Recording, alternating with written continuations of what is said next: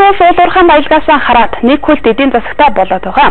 Харин энэ нь эдийн засгийн хямралд хурдан өртөх нөхцөлийг бүрдүүлдэг тул олон хүлт эдийн засгийг бүрдүүлэх шаардлагатай байгааг зарим их сурвалж хэлж байна.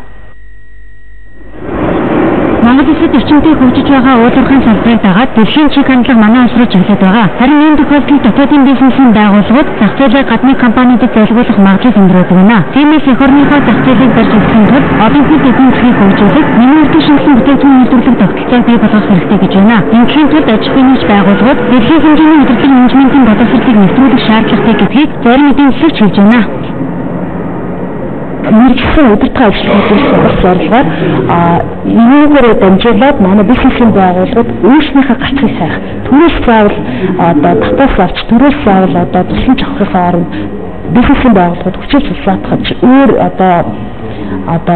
шийдэл олох замаар энэ хямралаас гарах бэлтгэл ажиллаа хийх бүрэн боломжтой байна.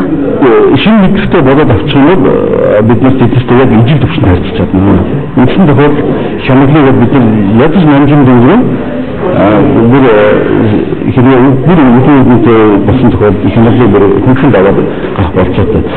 Жишээлбэл үйлдвэрлэлүүд манай олигтой үүсэж чадахгүй байгаа шалтгаанаас нэгдээд нүүлээд одоо том бизнестэй холбогдоод яг эднээс хийсэн туршлагыг биднээс аваад хэрэгжүүлэхэд бас энэ болохгүй гэхэрсгүй тийм утгашуулах боломжтой гэж үзэж байна. Дэлхийн улс орнуудад нэг хүлт эдийн засгаас үлсэн хямралын төв боломжтой. Жишээлбэл Америк нэгдсэн улсын Мичиган мужийн эдийн засаг автомашинаас хамааралтай байжээ. Тус мужийн автомашины 3 том үйлдвэр эдийн засгийг хөдөлгөж явсан бөгөөд импортын автомашины зах зээлийг булан авсан байна. Ингээд 2008-аас 2009 оны эдийн засгийн хямралд хүчтэй нэрвэгдсэн төв байгаамаа. Тиймээс эдийн засгаа төрөлжүүлж, аливаа улсын жижиг аж ахуйн нэгжүүдийг том компанитай уялдуулж, төрийн дэмжлэгтэйгээр хөгжих системийг Монголоос нэвтрүүлэх хэрэгтэй байна.